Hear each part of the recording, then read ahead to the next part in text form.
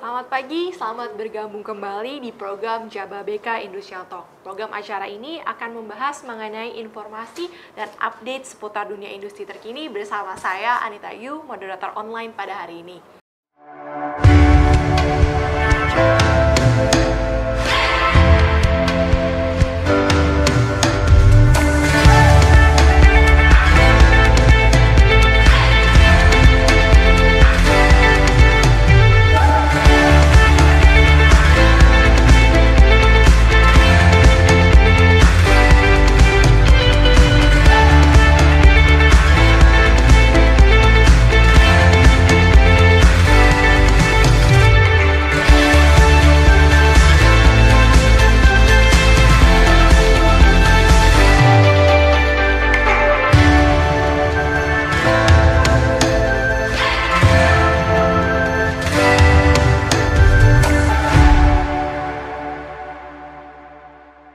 Webinar pada hari ini akan membahas mengenai digital transformation in logistik atau transformasi digital di bidang logistik.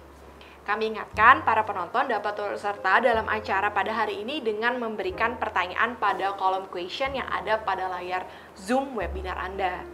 Nah, topik pada hari ini sangat menarik dan sangat relevan sekali dengan situasi saat ini. Nah, telah bergabung bersama kita semua, yaitu Pak Imam Wahyudi selaku General Manager Commercial dari Cikarang Dry Port, sebuah unit usaha dari Jababeka Group. Selamat pagi Pak Imam, apa kabar? Tetap sehat dan semangat ya Pak. Selamat pagi. Selamat pagi. Sehat, semangat ya. Selamat pagi Pak Imam. Lintas yang lain dan teman-teman yang mengikuti webinar. Terima kasih Pak Imam. Selanjutnya, kami merasa sangat terhormat telah bergabungnya Ibu Erni Setiadi, Direktur International Trade and Custom Commerce dari P&G Asia Pacific. Selamat pagi Ibu Erni.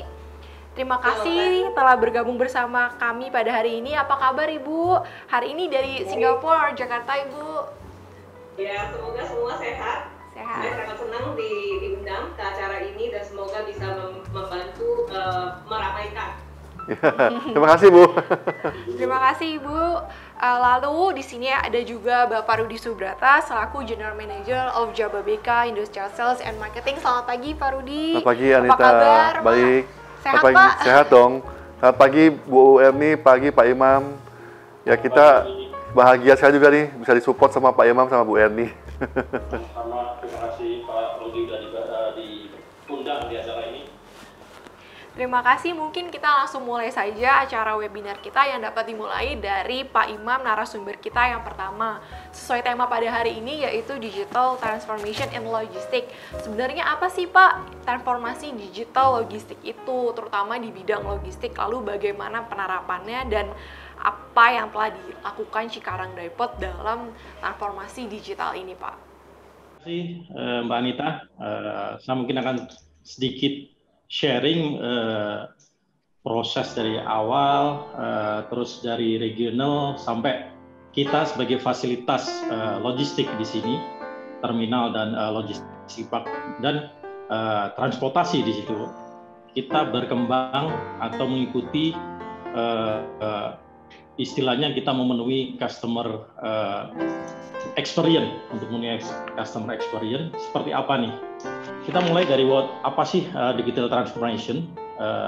Orang pasti kita sharing berdasarkan, saya bukan ahli dalam teknologi, tapi kita akan sharing mengenai Cikarang Dry Port as we start as smart port di sini. Apa yang starting experience kita sampai mungkin kurang lebih dari starting 2017 sampai sekarang kita bertransformasi lah untuk bisa align dengan kondisi saat ini.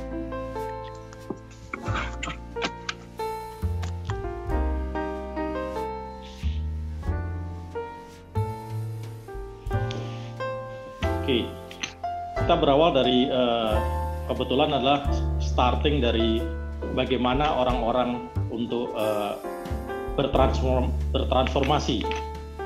Secara umum orang akan berpikir adalah teknologi dulu yang paling penting untuk kita bertransformasi.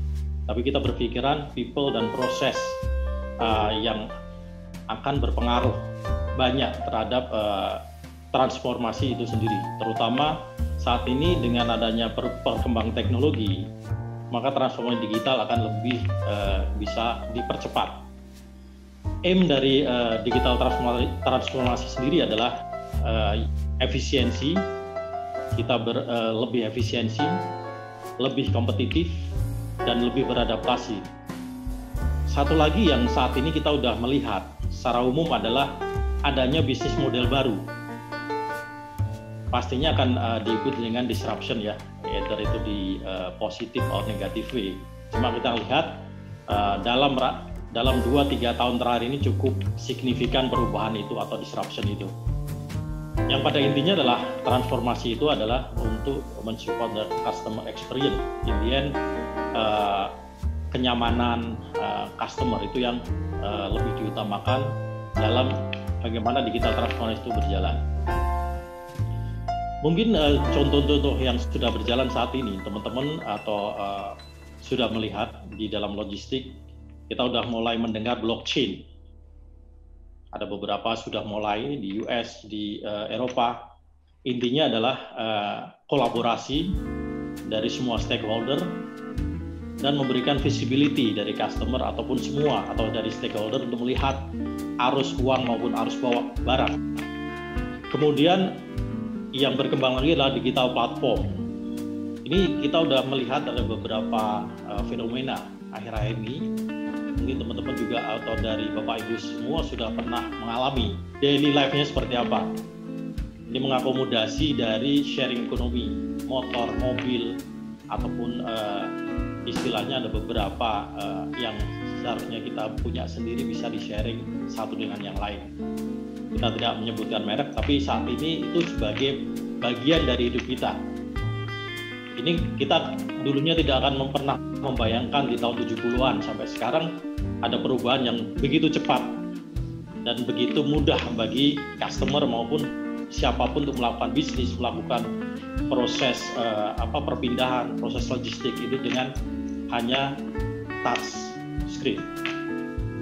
Kemudian otomatisasi. Itu sebagai contoh, beberapa pelabuhan udara sudah melakukan proses semuanya menggunakan automatic maupun menggunakan sistem-sistem yang sudah diinstal di pelabuhan tersebut.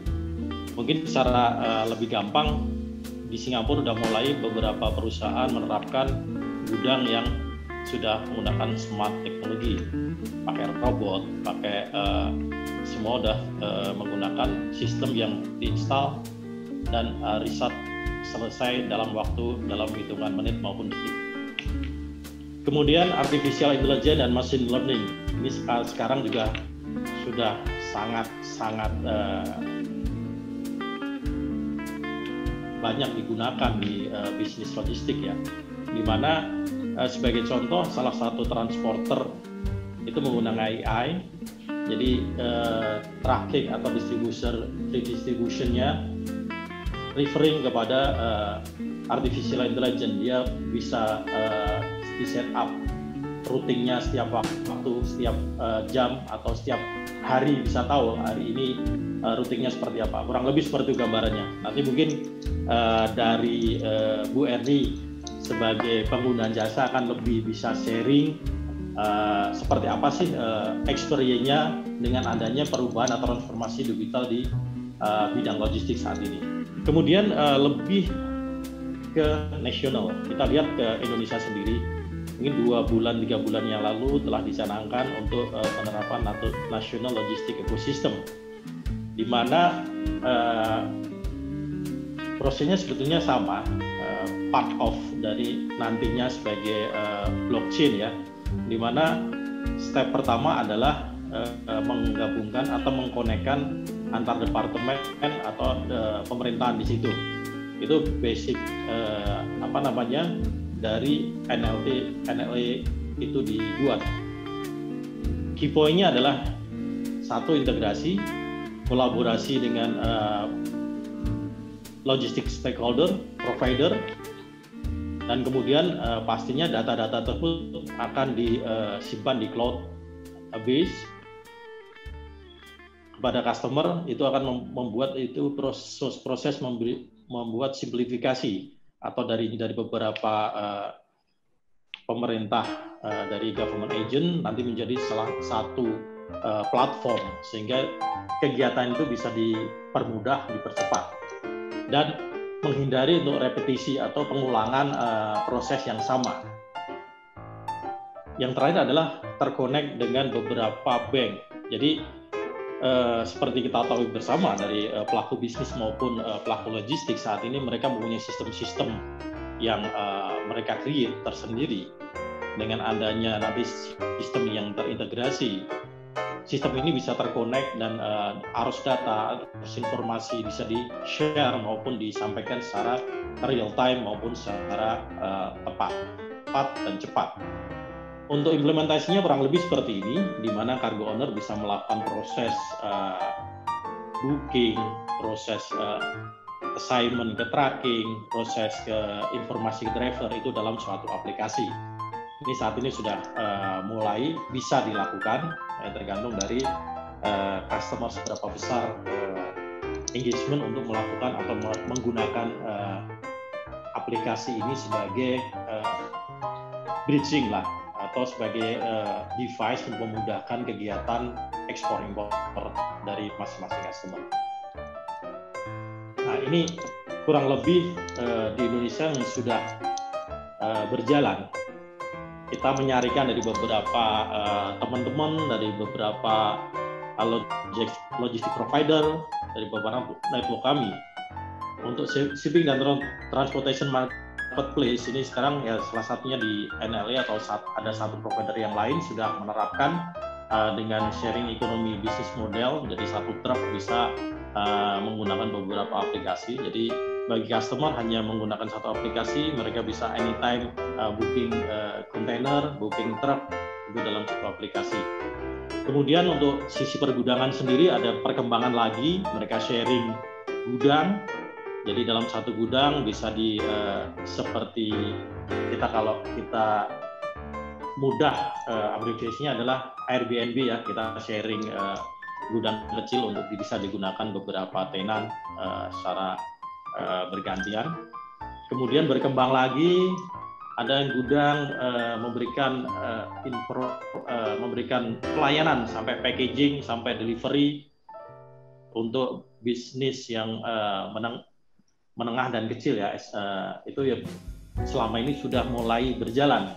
2 tahun ini cukup signifikan, apalagi mungkin dengan adanya kondisi COVID ini mempercepat proses itu. Kemudian dengan track and tracing service, ini salah satunya lah mungkin ada PT Proteksi di sini yang sudah mulai berjalan.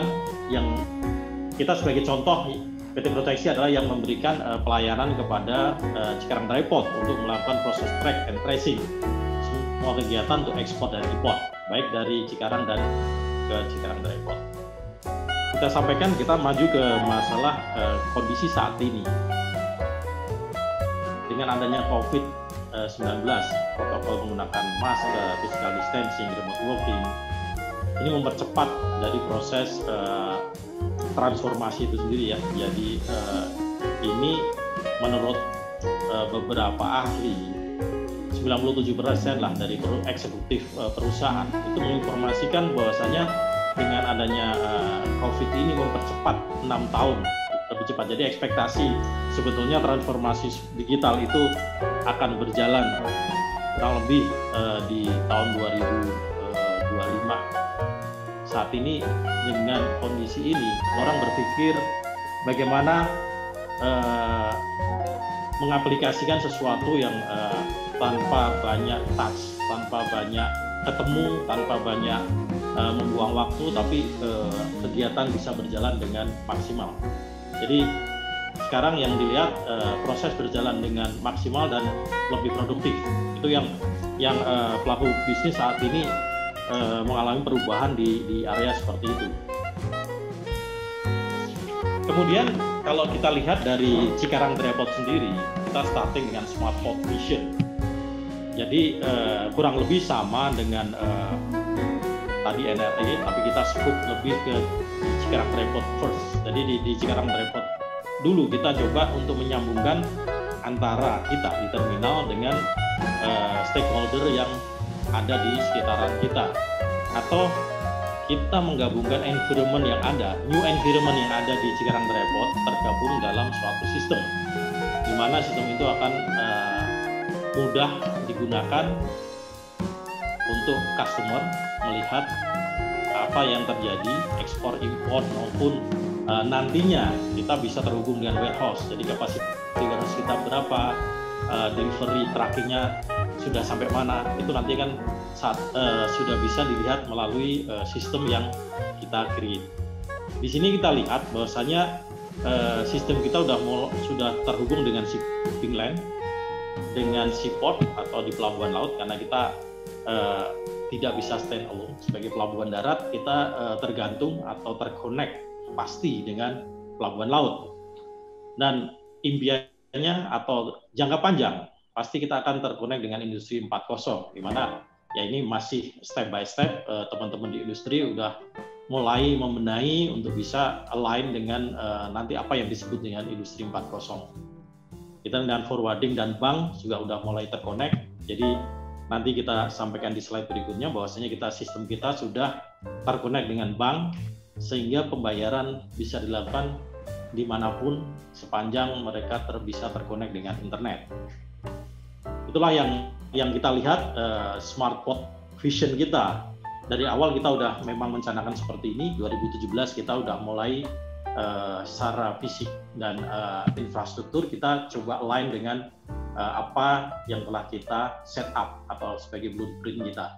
Kemudian seperti yang saya disampaikan di awal, bahwasanya kita mempunyai suatu aplikasi, yaitu online payment system, itu untuk versi 2 kita. Ini adalah satu platform kita untuk bisa mengetahui services yang ada di Cikarang Depot, baik ekspor import, container tracking, untuk assign tracking, atau kita memberikan tugas pada tracking yang ada di sekitaran Cikarang Depot untuk melakukan proses delivery atau transportasi dari Cikarang Depot menuju ke pabrik masing-masing. Kemudian juga ini mungkin versi yang 2.0, kita sudah menerapkan online payment system. Ini bisa kita lakukan melalui Android dan iOS, serta melalui web system. Kurang lebih ini adalah development step kita atau transformasi kecil kita di Cikarang Depot. Dari kita starting dengan manual, kita menjadi step by step untuk menjadi digital semuanya. Kemudian itu yang coba kita benahi agar customer bisa lebih mudah, lebih enjoy berbisnis di Cikarang Depot. Kita mulai dengan automatic gate di 2017, kemudian mulai dengan truck membership, di mana setiap truk harus menggunakan CID atau Cikarang ID, yaitu suatu kartu yang digunakan sebagai pengenal dari truk untuk bisa melakukan proses bisnis di dalam area Cikarang Depot. Terus kemudian bisa melakukan assigning, dan di tahun 2018 kita mulai launching aplikasi kita, aplikasi melalui mobile phone. Dan di 2020 ini kita sudah launching untuk MyCDP versi 2, di mana online payment system kita sudah mulai dilakukan atau mulai dijalankan melalui MyCDP. Nah, untuk benefit sendiri, SmartPort dan MyCDP yang kita sudah lakukan atau sudah kita rasakan adalah productivity. Karena kecepatan dan efisiensi dari pertukaran data dan bisnis proses ini meningkatkan produktivitas di kita maupun dari customer. Mungkin nanti dari beberapa customer juga mungkin sudah punya experience dengan kita. Kemudian convince, lebih mudah karena bisa diakses kapanpun MyCDP sepanjang kita mempunyai akses internet. Kapanpun, anytime, anywhere, dengan touch your fingertip, kita bisa menggunakan atau melakukan activity Cikarang Depot. Safe, secara ini adalah dengan tingkat keamanan karena mengurangi risiko, karena kita udah cashless, mencoba untuk cashless karena belum semuanya melakukan cashless, tapi kita udah ada tools online payment system. Jadi potensi kehilangan di jalan atau sesuatu yang tidak diharapkan oleh perusahaan bisa kita kurangi di proses dengan adanya konsep smart card dan penggunaan MyCDP. Mungkin kita akan sharing sedikit mengenai experience menggunakan smart card. Kurang lebih seperti ini, konselni atau customer bisa menggunakan sistemnya mereka melalui forwarder dengan menggunakan MyCDP. Kita bisa melakukan kegiatan kapanpun, dan pengurusan IDO saat ini juga 50% lebih pelayaran sudah melakukan proses elektronik DO ke kita. Dan di sini forwarding bisa melakukan proses sign tracking melalui aplikasi. Tracking datang di kita sudah membawa job atau assignment dari forwarding maupun dari customer, sehingga dengan sekali tap masuk, ngambil kontainer, kemudian tap out, keluar. Apabila kargo atau kontainer sudah SPPB, hal itu segera bisa dilakukan atau bisa dikeluarkan directly dari pelabuhan. Kurang lebih seperti itu. Ini experience yang sudah dirasakan oleh pengguna jasa di Cikarang Dry Port.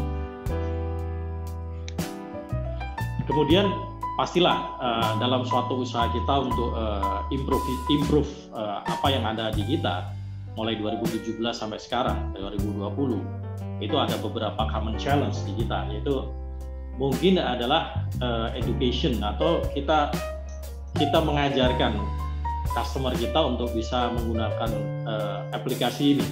Ini memang karena saat ini kita belum mandatory, jadi untuk switch ke sistem baru itu mereka masih ada reluctant karena harus mempelajari sesuatu yang baru. Ini sesuatu yang normal, ketika kita ajak sesuatu yang baru pasti akan mempelajari dulu step by step untuk bisa akhirnya nyaman menggunakan sistem yang lebih baik. Kemudian untuk kepercayaan dan untuk keinginan secara transparansi, ya ini juga perlu banyak kita berdiskusi dengan calon customer kita maupun existing customer kita yang masih belum menggunakan aplikasi ini. Kemudian alignment of cost structure. Saat ini perbedaan cost structure ya, itu yang perlu dibuat yang sama, jadi lebih mudah bagi customer untuk melihat itu tidak ada perbedaan antara satu dengan yang lain. Saat ini memang ada satu dengan yang lain perbedaan, jadi mereka masih ada kondisi yang hesitate untuk starting menggunakan MyCDP. Tiba kita pada konklusi dari apa yang kita sharing, baik secara umum maupun transformasi digital di Cikarang Dry Port. Secara umum, transformasi digital ini adalah harus. Kalau kita tidak melakukan atau proses ini, either kita akan ketinggalan atau kita akan hilang, atau kita akan dilindas dengan pihak lain ataupun kompetitor lain. Kemudian adalah pandemik atau kondisi saat ini itu mempercepat proses transformasi digital ini. Tadi saya sampaikan di depan bahwasanya menurut 97% eksekutif dari beberapa company besar menyampaikan mereka sependapat kalau proses transformasi lebih cepat 6 tahun ke depan, seharusnya 2026. Sekarang sudah kelihatan perubahan-perubahan itu dan sesuatu sistem yang baru. Nah, mungkin teman-teman yang di lapangan juga akan melihat sebetulnya apa sih apa yang dirasakan, apa yang baru selama yang benar-benar baru dalam 2-3 bulan ini. Selama kita mulai Maret sampai sekarang kita udah melihat beberapa contoh-contoh yang sudah dilakukan atau diaplikasikan di lapangan. Dan digital transformasi sendiri itu berasal dari customer. sudah sewajarnya itu kita akan fokus kepada kebutuhan atau dari needs dari customer. Jadi kita perlu juga untuk mengkomunikasikan, mendapatkan feedback maupun alignment apa yang kita usahakan dengan customer experience atau customer needs. Kurang lebih itu Pak, Bu, gambaran sharing dari kami dari Cikarang Drypot mengenai digital transformation. Nanti apabila masih ada pertanyaan bisa disampaikan di sesi question answer setelah ini. Saya kembalikan ke Mbak Anita apa yang telah kita sharing pagi ini. Thank you. Selamat pagi. Terima kasih Pak Imam atas pemaparannya, sangat menarik sekali ternyata transformasi digital ini. Dan kami mengingatkan untuk para penonton dapat memberikan pertanyaan dalam kolom question, dan sekarang sudah ada beberapa pertanyaan dan pertanyaan akan dijawab di akhir acara. Jadi silakan berikan pertanyaan. Lalu jadi ini Anita sama Pak Imam, saya ada sangat interesting nih dengan judulnya nih kan. Saya ada capture satu presentasi dari Pak Imam ini yang sangat menarik buat saya. Jadi memang digital transformation itu pertama memang sangat-sangat penting sekali. Nah ini yang saya sangat senang ya, sangat tertarik ya.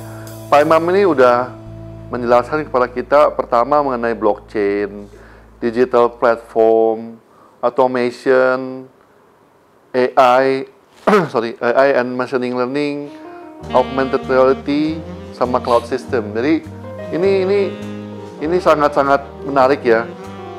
Mungkin nanti akan saya akan saya sampaikan bagaimana hubungannya ini sama JAWA-BK. Yang kedua yaitu yang Pak Imam sampaikan. Saya juga surprise nih. 97% of enterprise itu percaya bahwa dengan pandemik ini kita maju 6 tahun lebih cepat. Kira-kira gitu ya Pak Imam ya. Jadi lebih cepat 6 tahun daripada yang dibayangkan. Transformasinya Pak. Transformasinya ya. Transformasi digitalnya akan lebih cepat 6 tahun. Iya, iya.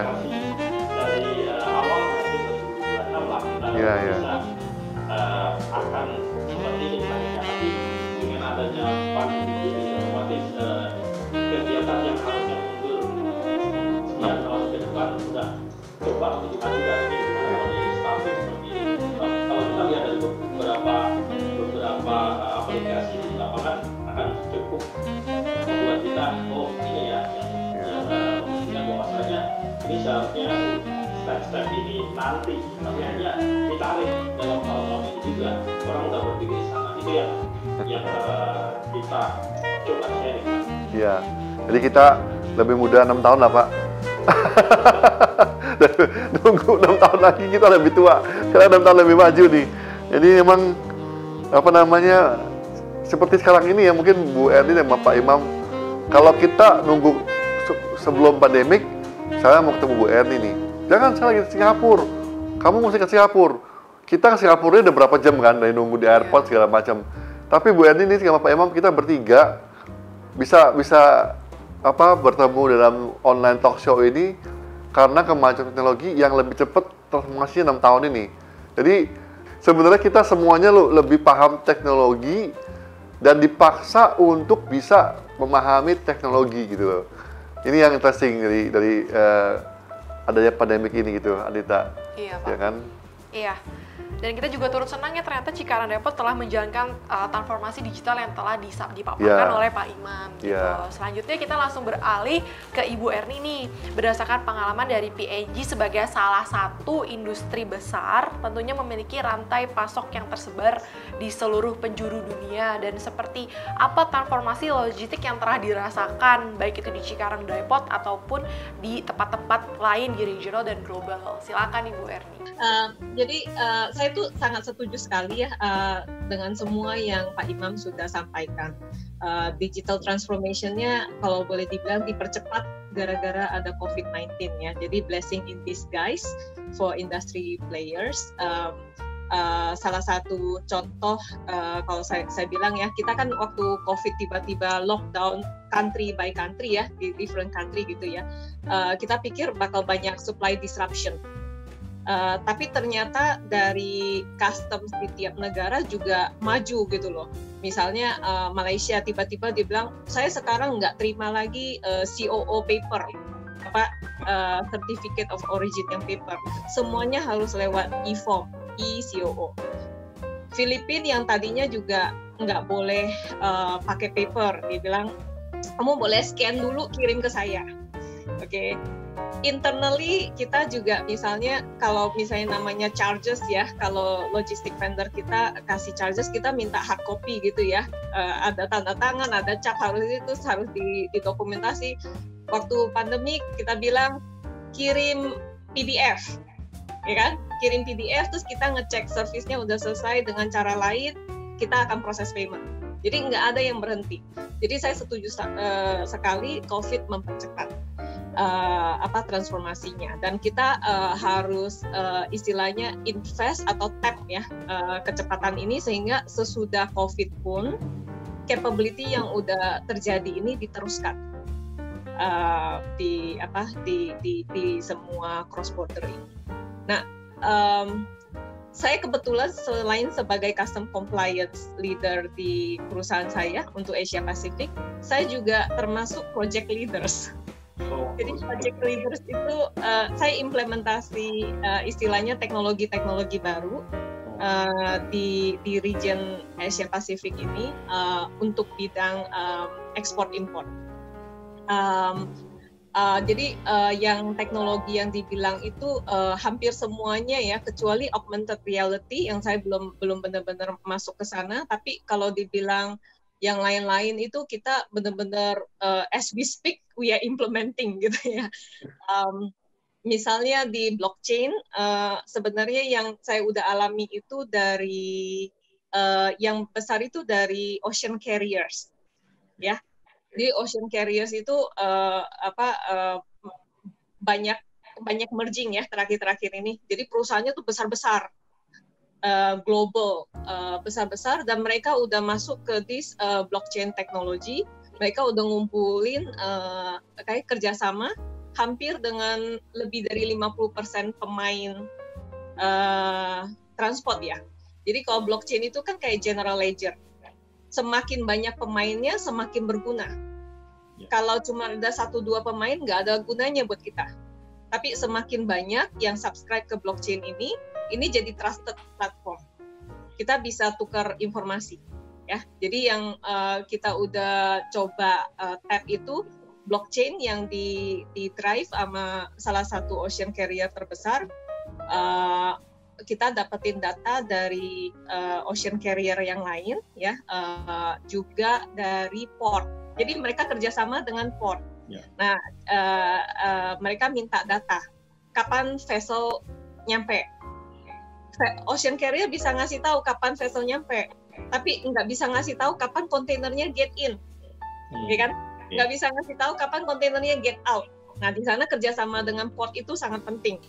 Jadi kalau portnya juga udah subscribe, dan keluar semua milestone ini ya di blockchain, dari situ kita pakai aplikasinya buat visibility dan juga termasuk buat proses pembayaran.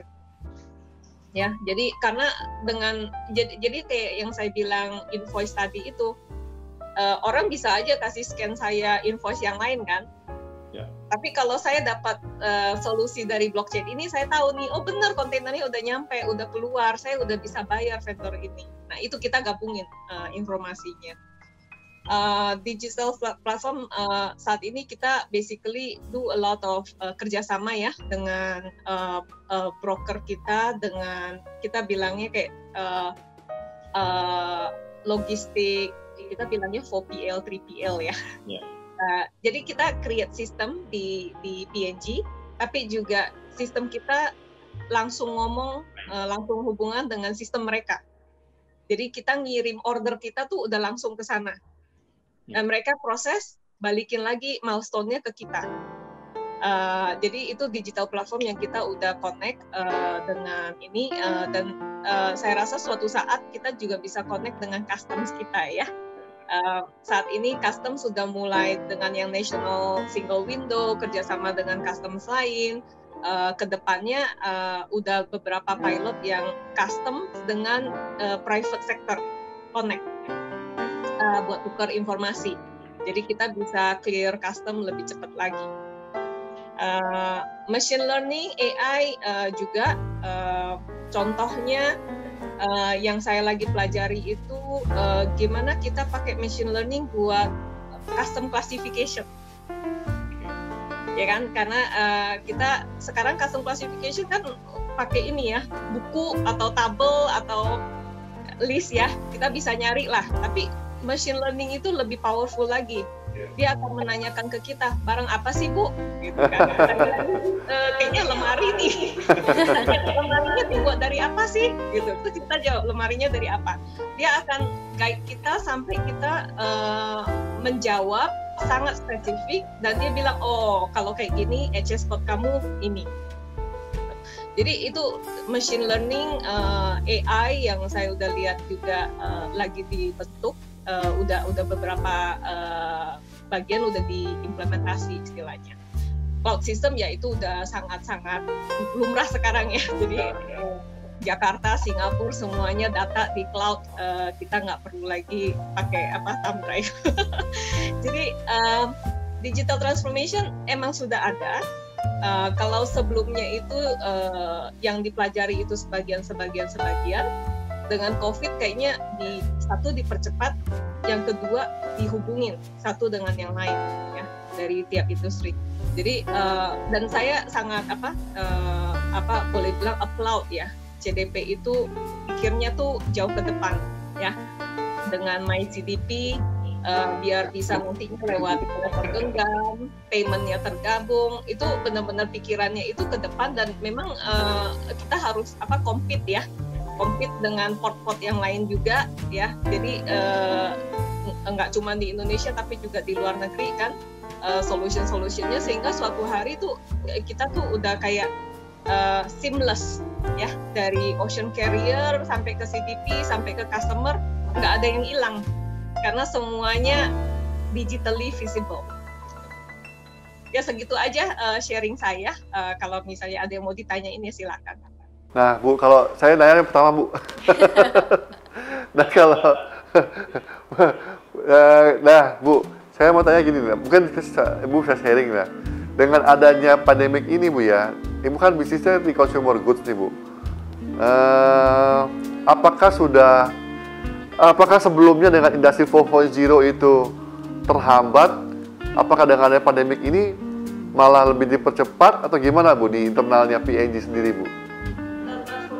Iya, digital transformation atau misalnya connection dengan digital transformation tapi misalnya di production Ibu ya. Kan kalau pengalaman kami di industri ini sekarang ini yang trennya naik line of business itu automation Bu, tau nggak? Jadi sebelumnya jadi ada customer saya sharing dulu setengah mati nih kita mau menerangkan, mau mengimplementasikan industri 4.0. Sekarang bukan kita yang nerangin, customer yang minta. Nah ini apakah sama di P&G gitu Bu? Sama, maksudnya kita juga ngerasain kayak dipaksa awalnya, ya kan? Memang sebelumnya pun udah ada glide path untuk ke sana ya, maksudnya kita pasang lebih banyak robot, kita pasang visual system sehingga lebih automationnya lebih cepat gitu ya. Kita kalau produksi barang itu boleh dibilang habis barang mentahnya datang. Udah ada robot yang masukin kayak ke sisip-sisipin ke mesinnya gitu kan, mesinnya jalan, udah keluar produk terakhir yang udah dibungkus istilahnya kan.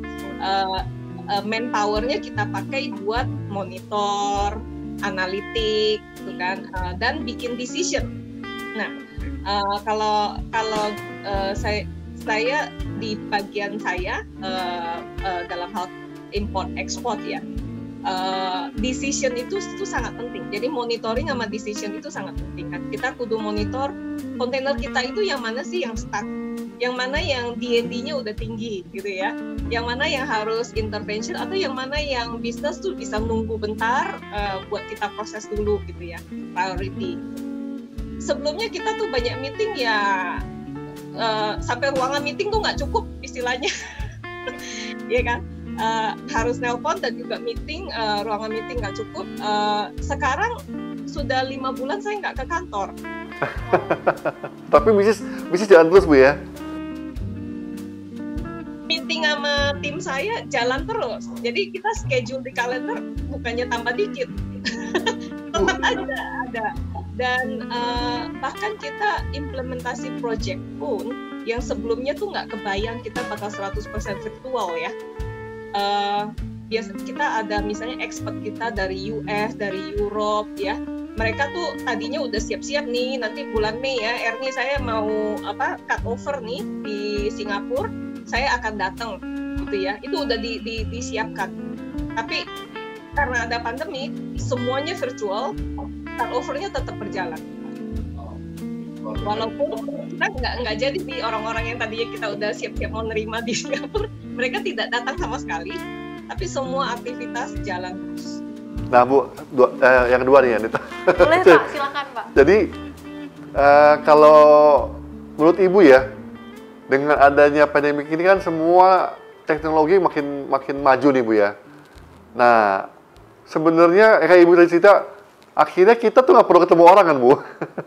Nah akhirnya kita kan nggak perlu ketemu semua orang gitu kan.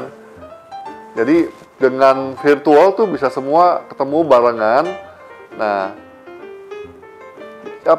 kalau menurut pendapat Ibu kira-kira setelah pandemik ini akan balik ke awal kita dulu sering ketemu, apa tetap jadi virtual ya? Kalau menurut Ibu nih kira-kira? Tetap ada sebagian balik ya, nggak bakal tetap virtual terus karena orang-orang sekarang mulai stres juga kerja di rumah terus. Nggak sempat makan siang bareng. Iya. Ada elemen moralnya ya, elemen yang lain yang hilang dengan pandemi ini. Jadi kalau menurut saya kalau rules-nya udah mulai di-relax, orang-orang akan tetap masuk ke kantor, tapi mungkin jumlah yang kerja dari rumah bakal lebih banyak dari sebelum pandemi, ya kan? Orang jadi ngelihat, oh ternyata kerja dari rumah terus itu bisa juga ya untuk industri-industri atau bidang-bidang tertentu. Tapi dan satu lagi dalam hal automation ya Pak Rudi ya, menurut saya automation bukan berarti kita menghilangkan sumber daya manusia yang diperlukan. Setuju Bu, setuju.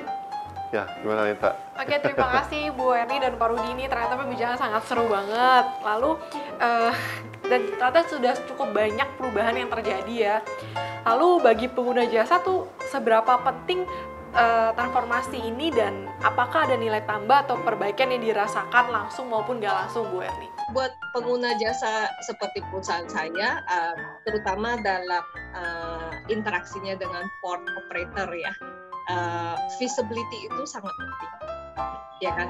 Visibility di mana kontainer saya di stage apa, apakah dipindahin ke tempat lain, terutama kalau misalnya kita punya damage ya, itu penting banget buat kita tahu bahwa oh karena ada damage kontainernya pindah ke sini, karena itu ada create cost kayak gini, buat kita. Jadi visibility is very important. Yang kedua itu juga mengurangi paperwork, itu sangat penting. Ya setuju Bu. Bu Ernie, kira-kira apakah ada perbaikan apalagi yang menurut Ibu diperlukan untuk transformasi? Perbaikan, saya pikir kita selalu think to have paperless, right? Paperless, touchless, dan end-to-end visibility.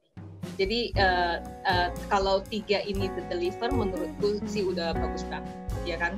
Jadi misalnya paperless, that mean apa? Kita nggak pakai paper lagi, semuanya elektronik dan elektronik tersimpan juga. Kita nggak perlu bahkan nyimpan kertas-kertas itu gitu kan. Touchless, ya basically kalau bisa ya nggak perlu lagi orang datang ke loket kan, jadi semuanya touchless. End-to-end visibility yang saya bilang tadi itu kita tahu di mana saja kontainer saya berada, dan yang paling penting mungkin yang bisa diperhatikan untuk solutionnya MyCDP 2.0 itu memikirkan nggak cuma blue sky scenario ya. Blue sky scenario itu kan semuanya lancar ya, datang paperworknya boleh, nggak ada apa-apa, keluar. Nah, kebanyakan dari sistem otomasi yang saya perhatikan itu masalahnya itu kurang memikirkan kalau ada insiden. Kalau ada insiden, solusi untuk memecahkan insidennya gimana? Saya parkir kemana nih barang? Kalau udah saya parkir, prosedurnya apa? Nah, kalau itu juga dipikirkan, menurut saya itu sangat membantu. Terima kasih Bu Erni, terima kasih atas masukannya. Dan sekarang kita boleh berlanjut ke Pak Rudi Subrata. Bagaimana nih Jababeka dalam mengikuti transformasi digital ini, dan transformasi digital seperti apa yang telah diterapkan gitu Pak? Boleh langsung. Ya, terima kasih Anita. Iya Pak. Terima kasih Pak Imam sama Bu Erni.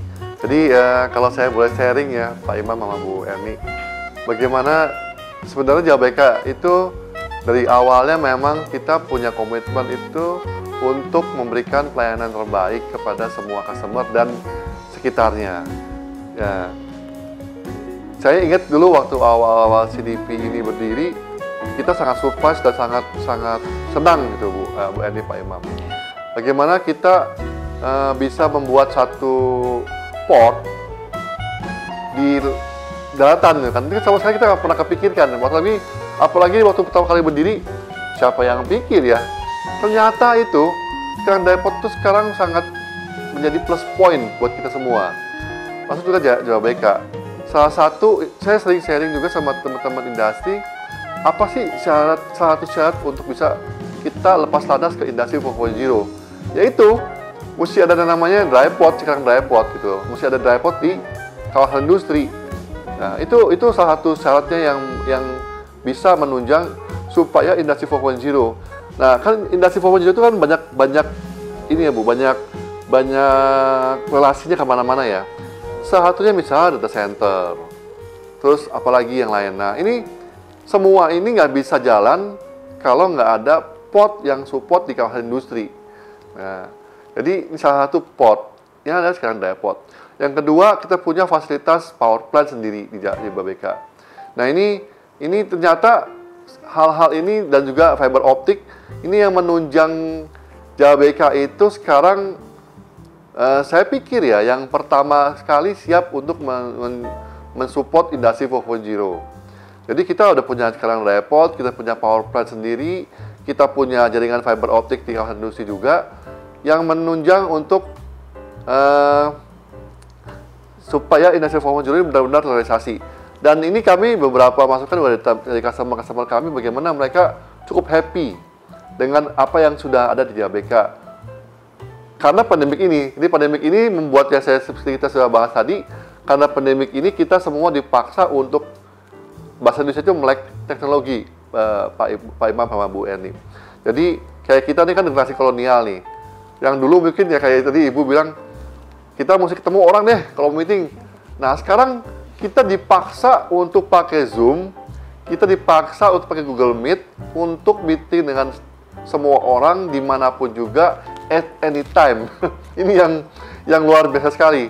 Dan kita bagaimana dipaksa untuk bisa berinteraksi dengan orang-orang dan sekitarnya itu by Zoom, by Google Meet, by chatting. Nah ini, dan juga lagi bagaimana kita dipaksa untuk presentasi seperti tadi Pak Imam di Zoom.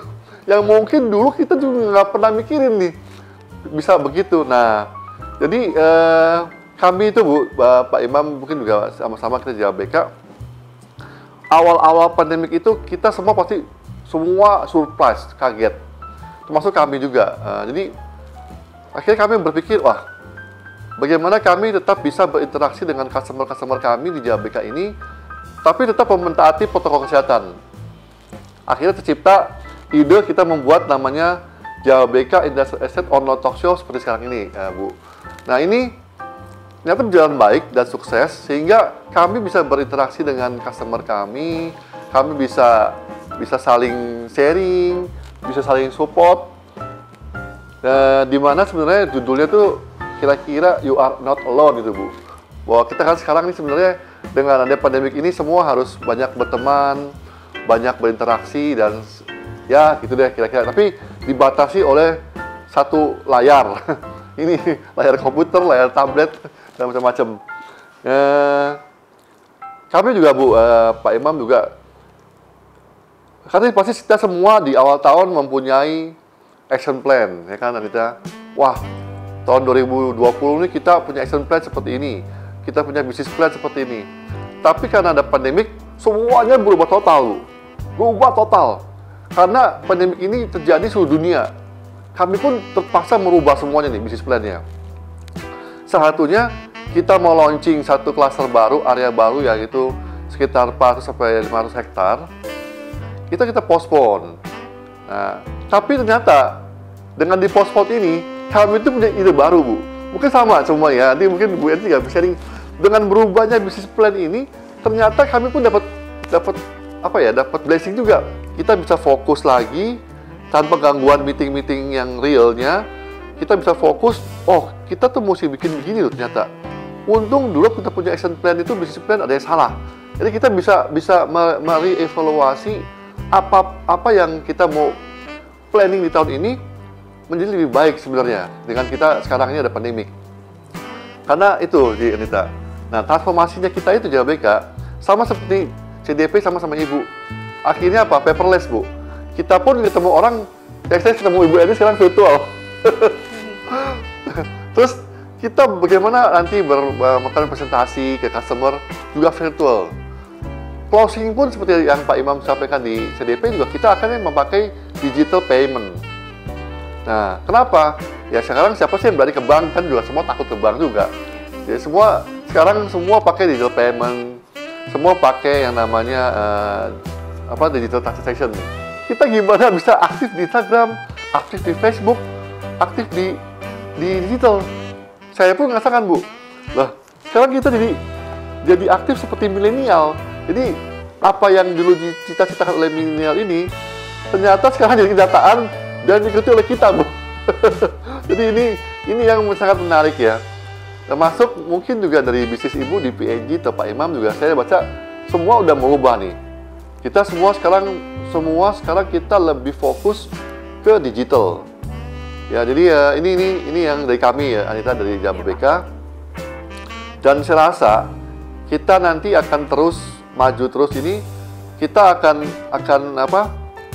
bisa menemukan hal-hal baru lagi yang lebih menarik karena ini belum berakhir kan.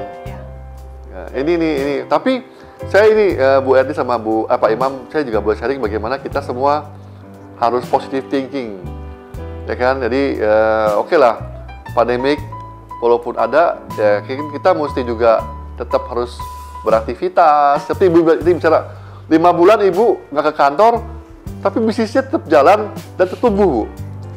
Jadi saya sudah mapping selama pandemik ini, saya tetap membagi 3 line of business.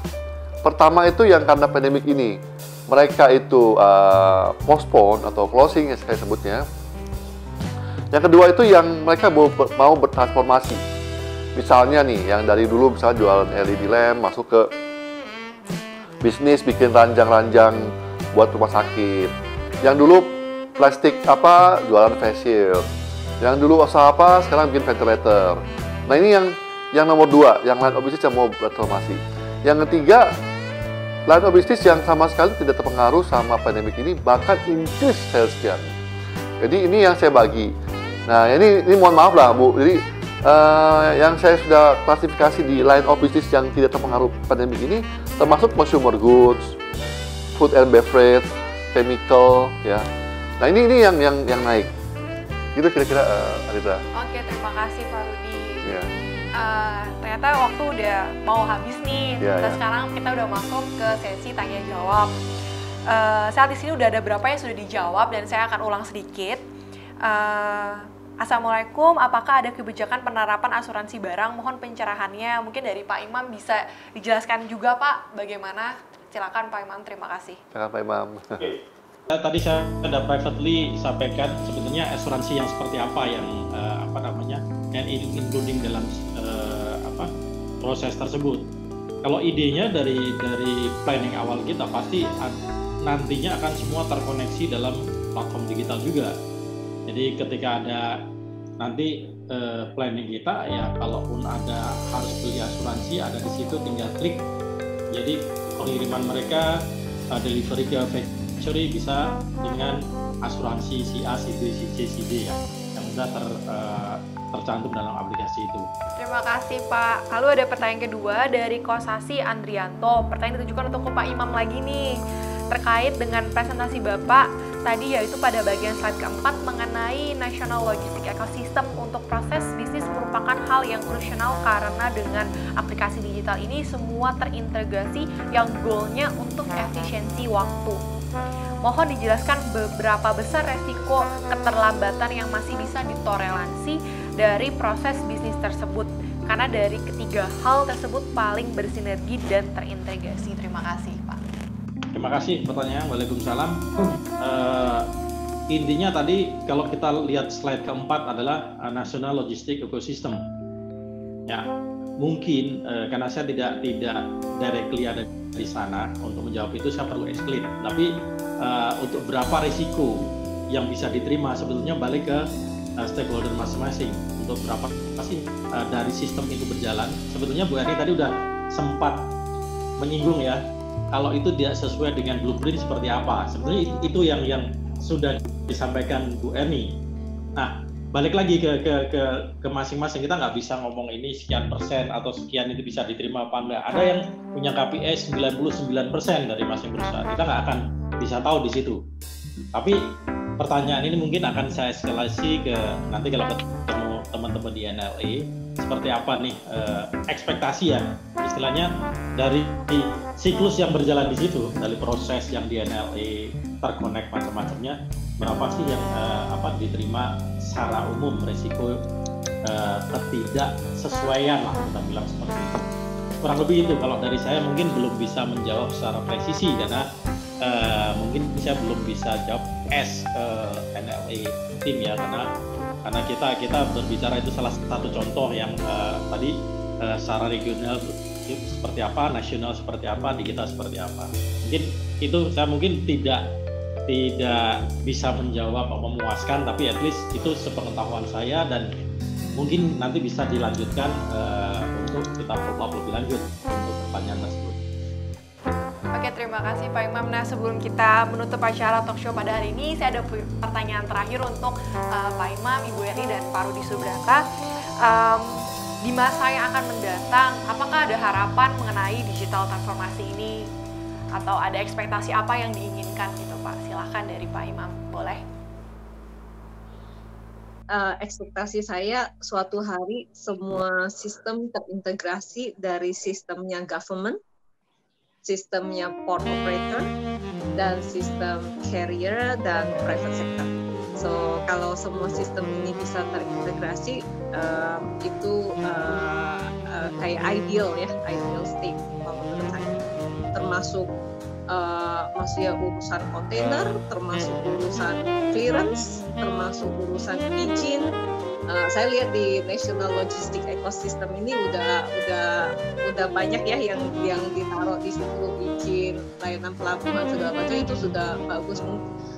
Saya nggak tahu apa custom clearance itu part of this atau enggak ya, kayak PID. Nanti part of itu nantinya akan ya, oke. Dan ya semoga nanti kita bisa sampai ke PID juga. Karena memang basically inisiasi kan dari custom, kita terhubung dengan itu dan semua government agent semua terkoneksi. Itu yang kita harapkan juga cepat untuk bisa terwujud ya. Oh saya. Boleh Pak Rudi, silakan. Kalau saya harapannya sebenarnya saya selalu ini senang Bu Edi, Pak Imam memperkatakan ini, bergaul dengan orang-orang positif, maka kita akan positif. Jadi ini saya senang sekali ya. Karena kalau kita bergaul dengan orang yang positif, maka akan auranya akan semua positif gitu. Gitu kira-kira dari saya, Anita. Terima kasih. Seperti yang kita ketahui bersama dari webinar, ternyata digital transformasi merupakan hal yang tidak dapat kita hindari dan memberikan banyak sekali benefit. Dan akhir kata saya, moderator online pada hari ini undur diri dan mohon maaf jika dalam memandu acara pada hari ini ada kekurangan. Terima kasih. Terima kasih Bu Eni, terima kasih Pak Imam. Terima kasih.